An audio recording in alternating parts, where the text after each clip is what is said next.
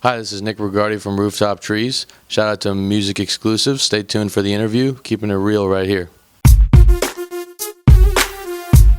Hey, what's up, guys? It's Javaya. It is your girl Tiana Taylor. Eric Ballinger. Tamia. Kenny from the Nine. Sniper Nell. Y'all checking out MusicXclusives. MusicXclusives. MusicXclusives. MusicXclusives. MusicXclusives. MusicXclusives. MusicXclusives TV.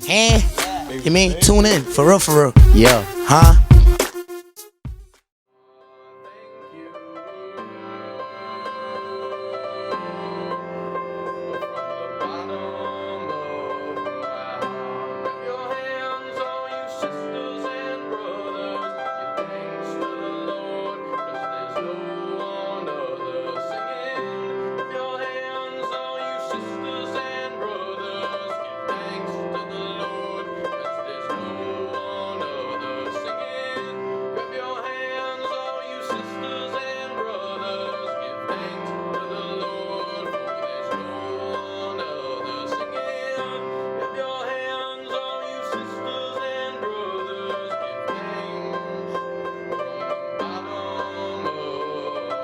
What's going on, everybody? It is your girl Silva, and I'm sitting down with MusicXclusives and Nicholas Riguardi. How are you today? I'm doing amazing. How are you?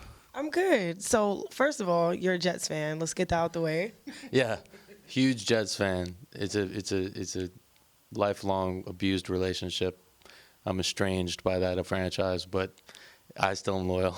Yeah, I feel like in New York, there's a few things that people just have to be loyal to, and Jets, Mets, Knicks. Yeah, exactly. It's a community. It's about more than the game, and it's about the league. So even when you lose, it's kind of a community thing. Especially the players, they don't care what team they're on for the most part. They're just living their dream.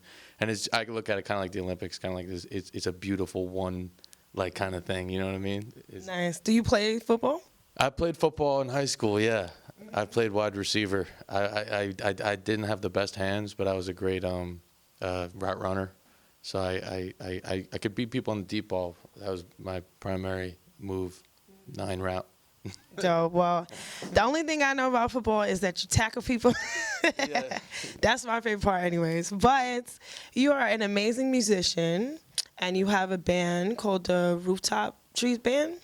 That's the name of the band, yes, Rooftop Trees Band, and it's here in New York City, and it's a collective of artists that are trying to spread organic, synchronized, feel-good music. Yeah, Nice. fire. Music's all about the fire. Yeah. You know what I mean? So how did you get started? I got started just because recently, about a year ago, I decided to pursue this dream of starting a band, and I've played music in the church predominantly over the last 5 years, but I've always been writing, kind of like little songs that I like, and I wanted to, due to the prompting of my church and the message of trying to, move beyond the church to be something universal for everyone to do good.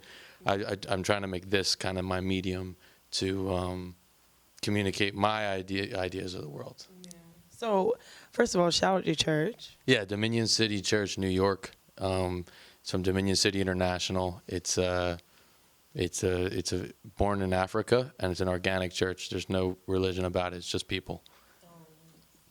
Well, one thing I would say is that I grew up in church too, and I had to do the whole band thing, so I can relate to that. And one thing that I learned about playing music or even singing in choirs, you become more dedicated and more like detailed, more disciplined and stuff like that. So how has it helped you? Church made me a musician, like more technically, because learning the songs for the church made me, like you said, disciplined. And then it made me realize all these songs are really the same, more or less. And it's made me learn the guitar better abstractly, because I'm approaching it from a point of view of black and white. Let's just get this song the right way, the way they did it. And that's discipline, because oftentimes when I'm writing just by myself, you can make doodling, you can make excuses for yourself, and there's no one really to hold yourself accountable as far as musically, if that's the best it can be. It's easy just to say, pat yourself on the back and say, that was good. Yeah. But, working with a group, any group, including Rooftop Trees and my choir, which is City Lights Worship, it always keeps me like in check to be the best I can be, because the critical mouth is usually the one that will make you better. Positive criticism. Yeah, it's true. So you don't know how to read music still to this day, or did you learn finally? No, I never learned, but I have a better understanding of the way that songs are structured, how each song pretty much can, on the primary key, then there's 7 notes within that. And I never really understood that as much practically until playing with the church and playing songs. Because, worship is longer. You know what I mean? So there's more room to express yourself. So it's like, okay, we're going to start with this very basic setup. But then as we go, now I'm starting to learn what it means to be a guitarist, and as far as expressing yourself in a basic format, which I never had the opportunity to do by myself. So you taught yourself how to like play the piano, play the guitar. Like that's really hard. Yeah. For me, it's therapeutic. You know what I mean? Like the guitar, I can fall asleep with it. The piano is so soothing. Even to just if you're alone, the vibrations of it and stuff. So for me, it's always been kind of like self-medicating and then packaging that hopefully other people will feel the same way. So do you feel like you have a lot of undertones of like jazz, and what are some other influences in the music? Yeah, I definitely feel like there's some undertones of jazz. My heart is definitely feeling like my voice is an instrument, and I kind of listen to everything as just melodies and beats. So I try to, when I make music, I try to say my voice is a saxophone, and I'm not going to judge my voice. I'm not going to judge this melody like it's singing. I'm going to judge it like it's an instrument, so I won't be as critical on myself, and I'll also like it more. So it's a... Okay, so talk about the band members. What's everyone's function? What's their names? How did you guys meet? Yeah, so the band is comprised of Lucas Shine, Amanda Ruza, Dave Scalia, and Michael Dada. And for the most part, we met here in New York from the music scene. It's kind of like one big family. I met Mike first from the church. Then I met Lucas through a friend of mine who is an artist in the city who does shows and stuff. And we kind of just like, we were a little bit like mercenaries in our own way. Musicians are all kind of a little bit that way. But for whatever reason, we agreed that this is going to be something that is that we all like, that they've made it a lot better, and they've built on a lot of the songs, especially the beats, rhythm changes, time changes, to make them sound more unique. And that was my goal the whole time, is to make someone help me sand it, make it smoother. So what instruments, or what's everyone's function in the group? Sorry, Lucas is the lead guitarist. Michael does the keys when he's not busy, because I know he has his own career. Amanda plays the bass, and Dave plays the drums. And just kind of an acoustic sound, kind of like. But we also have the saxophone. I have a friend named Julian that I like to guest in from Belgium. And we met in the city, met in the subway, met in the church, met at different concerts, met at the studio. Just kind of being in the community kind of led to meeting them. So one really fun thing that I know a lot of people do, fun work and kind of like critical, because some people do depend on it, but playing in the subway is a way that you get your music seen by a lot of people like really fast. So you kind of like marketing, selling yourself. But then you have recording artists who have to sit in the studio, brainstorm and stuff like that. And then you have live performances. So for you, what's the difference between like the three, and what do you prefer? My favorite is live. Yeah. Is that when there's a listener, because then I feel like I get to impart myself, my ideas and stuff, and music is communicative in nature. I think it's like talking. It's like, you don't want to be hearing yourself. You want someone to hear you and then respond, and that's how I feel like live music is with the band and with the audience.